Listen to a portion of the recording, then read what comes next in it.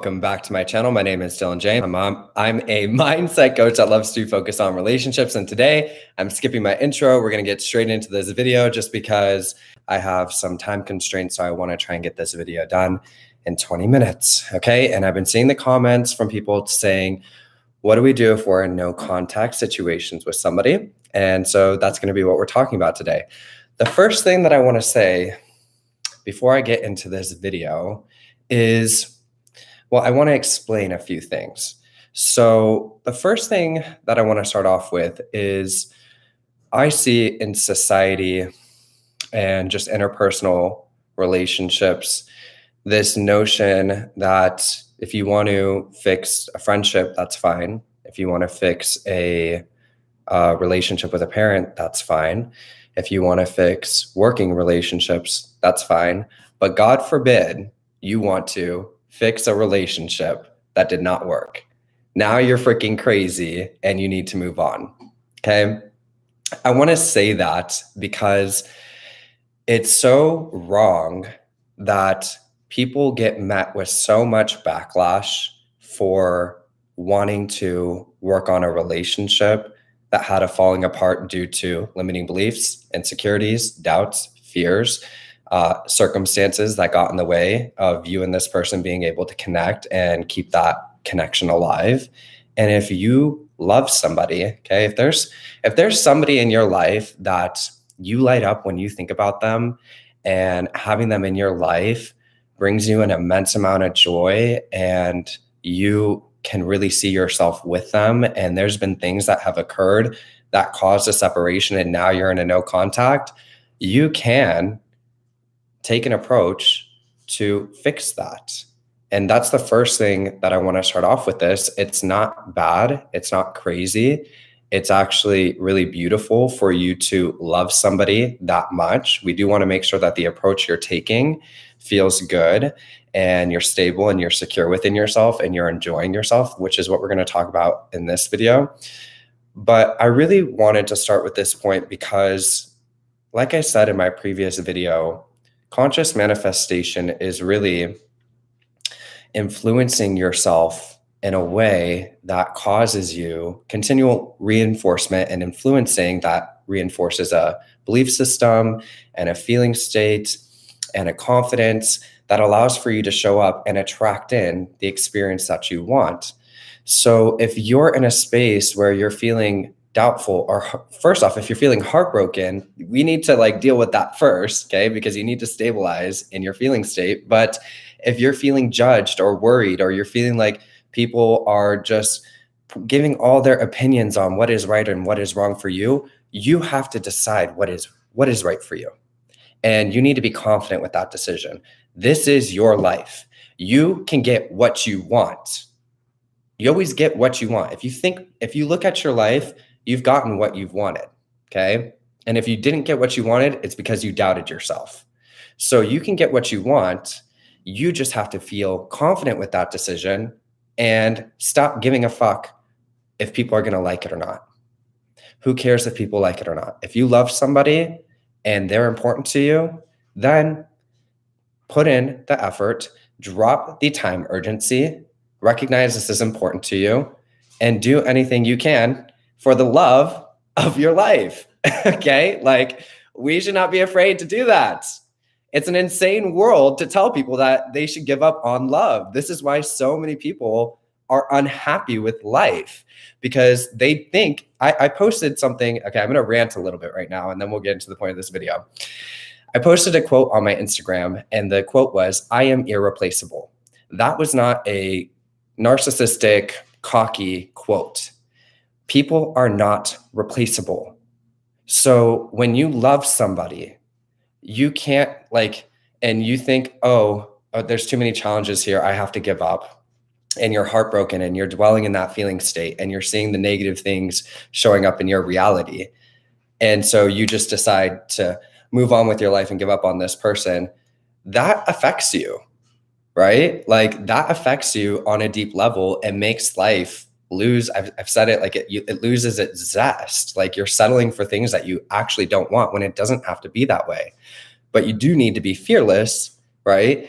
And take an approach where you stabilize yourself, you build your confidence, you look at what occurred and you figure out which beliefs need to be worked on, and you start showing up as the most confident, attractive version of yourself that has let go of the problems and can actually create what you want.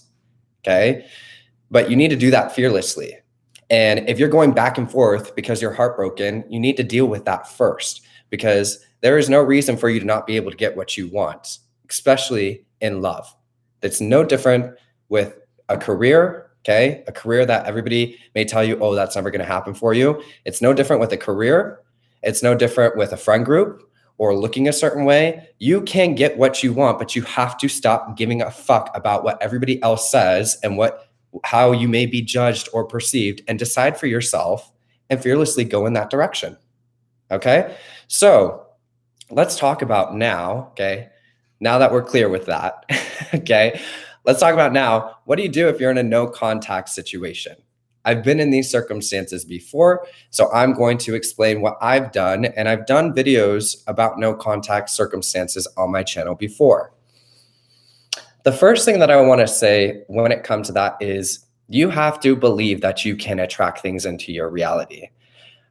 I get a little, I don't want to say frustrated or annoyed, but I do get like when I see comments of people doubting that you can attract things into your reality, I don't understand why it's such a problem to believe that you can attract something to you.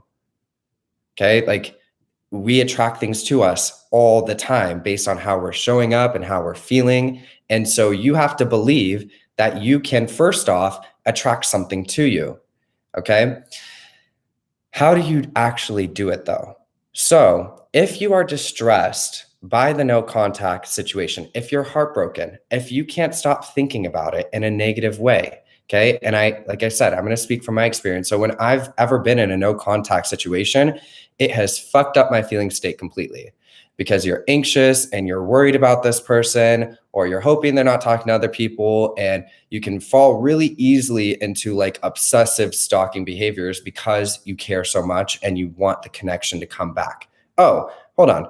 I want to talk about one more thing before we actually get into this too. Okay. So the other thing that I want to talk about is you have to see, I've seen comments where people say, why would you want to be with somebody that you're in a no contact situation with? Okay. So again, if you can take a step back and see, wait, there's actually a loving connection here, and it's just doubts and fears that manifested as this separation, then great.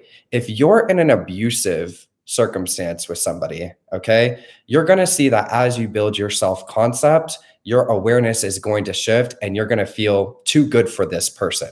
So either way, when you're shifting your beliefs, you're going to know what it is for you. Okay. The thing is, most people that are watching my channel and that I talk to in coaching sessions have a level of awareness to see that their person is not abusive to them, and it's not a horribly like fucked up situation. It's just doubts, fears, and insecurities. And this person, maybe you relate to this, that's watching this, started entertaining something in their mind and really started to live in fear and saw that become your experience. Okay. So we are not told that what we feel and what we dominantly entertain in our mind creates our experience. And then we're influenced on a daily. Our reality is set up in this great way where you're continually influenced on a daily with horrible narratives about love. So no wonder most people have failing relationships, because you're not set up in a way to really have a successful relationship unless you are consciously influencing yourself and you're aware of the beliefs that you have and you are self-sustaining your feeling state. So it's okay, again, to work towards fixing that relationship if you're in a no contact situation. If it's something abusive, then as you shift your beliefs, you'll have that perspective shift and you'll see, I'm too good for this, okay? And you can still attract that person in. What I'll see most people do is they attract that person in and then they have somebody else and they decide to be with the other person, okay? So either way, the approach that you take on my channel is still gonna yield you a result that you desire. All right, now let's talk about what you do in a no contact situation, okay? The first thing is, if you're heartbroken and if your awareness keeps going to the past or the fights or how it unfolded or what they're doing or who they're talking to, and you're stalking and you're obsessing over it and you're waking up every day and you can't not think about it, that is the first thing you need to address. Because if you don't address your heartbreak and if you don't address that feeling state, you're going to see that this process becomes very long and drawn out and very difficult. The feeling state matters. The intention with the beliefs and what I've experienced in my reality is when you start to sleep with the beliefs on, it breaks the focus on that, right? So you can start to shift in your feeling state. Now, as you notice that your heart heals, and you have to really be able to move on from what occurred. And the only way I've been able to do this in my reality is to take an honest assessment as to my role in what actually occurred. Where did I go wrong? Okay? Because it's not that things just mess up for no reason. So there had to be some doubt, some fear, some insecurity, something that you were a belief you didn't know you had, or something that you were being influenced by that caused you and this person to form a dichotomy where it fell apart. The reason why I say this is because if you can shift your focus away from the heartbreak and say, okay, this is important to me. What are the learning lessons here? And you can take a growth approach to this, then you're going to find that the heartbreak and the lower kind of undesirable feeling state starts to dissipate a lot more quickly because you're learning from it. Okay. It's really difficult to let something go by just telling yourself, I'm letting it go. Okay. It's a lot easier if you can say, what can I learn from this? How can I grow from this experience to become a better person and feel better? And as you turn it into a growth process, then you're not focused on what actually, like what occurred.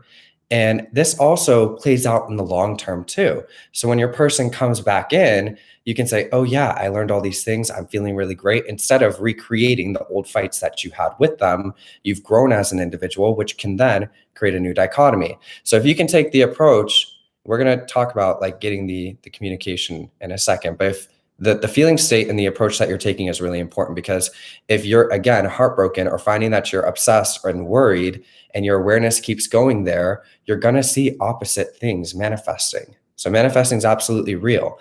And what I've experienced and what I see works for other clients is when you can actually shift your belief system and your awareness away from the undesirable circumstances and start to feel the way you would feel if everything were the way you wanted it to be, which I'm going to explain that more in a second, and trust and lightly affirm for what it is that you want, you're going to see as you genuinely live in that feeling state, you're going to attract in and start to see movement with that person.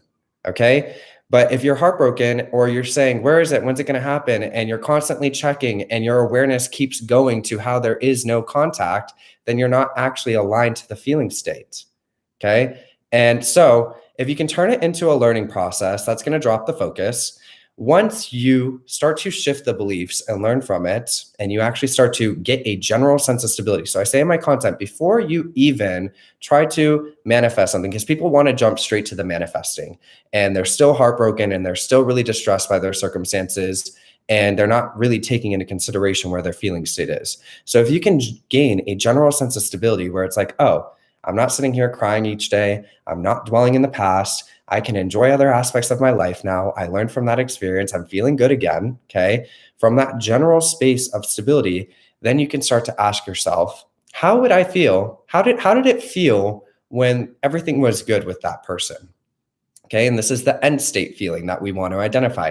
How did it feel when everything was flourishing with them and everything was good? And you're going to notice that you'll have like some words. So I'm confident, I'm feeling sexy, I'm feeling desirable, I'm feeling chosen, I'm feeling expansive and excited about life, right? So what I have done is say, okay, now that I get a general sense of stability here, let me identify words, because we need to figure out how we can shift our feeling state in a way that makes sense. So what are some words that identify my feeling state? Okay, so sexy, chosen, desirable, everything that I just listed. Okay, so I will look at those things and say, okay, well, this person's not here. And I personally find it very difficult to convince myself that somebody's here when they're not here.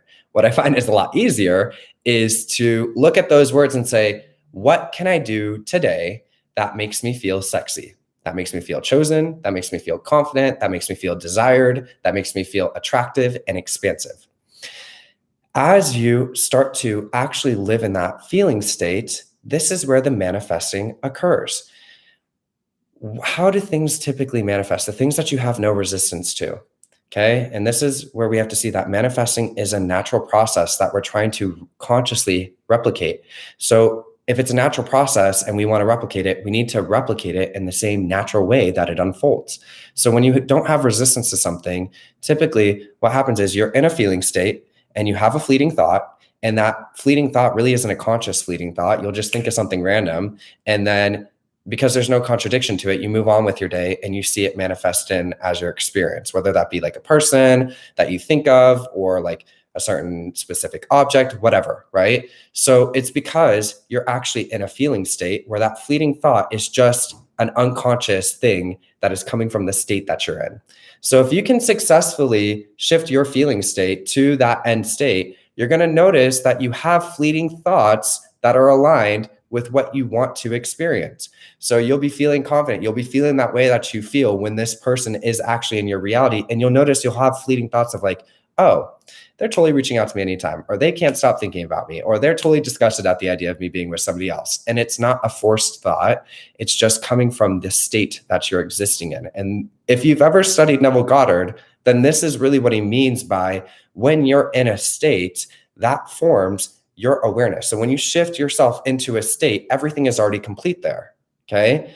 But in order to actually do this, you have to first deal with shifting out of the heartbreak and everything that has occurred. The way that I find the easiest way to do that in my reality when I've been in these circumstances is to learn from it and build my beliefs and do that in a healthy, balanced way. And once I gain a general sense of stability, then I can ask myself, what is the end state feeling that I have when this person is in my reality? Then I deliberately fill my day with activities that sustain that feeling, music that continually influences me that way, activities that continually influence me that way. And this is the creative process of manifesting. So like when I first got with Adam, what aligned my feeling state was literally working out and Justin Bieber's album Changes. Okay. And because the whole album is just like love songs. And I would get into these feeling states where I would just naturally have the fleeting thoughts and it manifested. So you have to genuinely align to that feeling state and you're going to notice that it does manifest. I don't want to say what a lot of people are trying to do is they're trying to force those thoughts by affirming all day long. If you look at how things actually manifest, it's typically just fleeting thoughts that you're having coming from your feeling state and your self-concept. So the first step is to shift in your self-concept so that you don't recreate the same patterns with this person. And if you can actually align to the feeling state, then you're going to see that you'll have those fleeting thoughts where the contact comes back in. Okay. The other thing here too is, so in my approach, whenever I'm in a no contact situation, I would never like reach out to that person first. So I really trust my ability to attract things into my reality. Okay. However, when you do get that communication in, if we're actually living in the end state, you should not be holding on to the past or like if you successfully do this, you don't want this person to come back in and then you pick back up right where you guys left off when you last saw each other. So going over the fights, right? You want to really see that as done because you need to move into a new dichotomy. Otherwise, you're going to recreate the old stuff. Okay. So you have to actually let go of the pains and the hurts. You have to genuinely grow from it. And you have to be able to interact with this person in a new way again, and in an exciting and joyful and loving way again.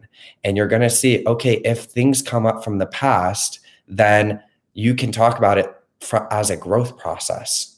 Okay. The other thing that I was going to talk about is once I get the contact in, I don't question whether or not I should message this person. Okay. If I don't feel good, then I won't message them first. But if I feel good, then that's what I would be doing if everything was fine. Right. So you need to actually align to that. And if it doesn't feel good to do something, you need to recognize when you're feeling off, take a step back, realize there's no urgency, there's no pressure, you can't mess this up, you're going to get what you want. And if you can honor what you're feeling always and prioritize your feeling state and trust, then when you do feel good, message them. Okay? If you're not feeling good, don't do it. Okay? You guys need to honor what you're feeling. If it doesn't feel good, don't do it. Okay? Alrighty. So that's what you do in a no contact situation. On my channel in previous videos, I've said at the beginning, you just need to drop it.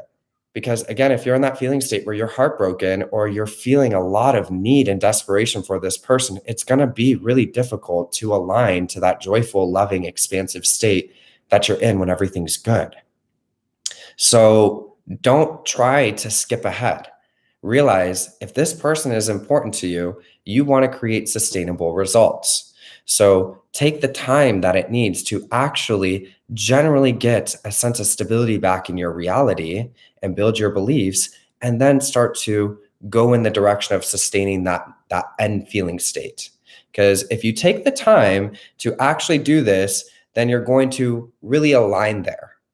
If you try and skip past it and you're kind of lying to yourself and you're still heartbroken and holding on to past resentments or fights, or you're feeling worried and desperate, you're going to see it's really difficult to sustain that feeling state.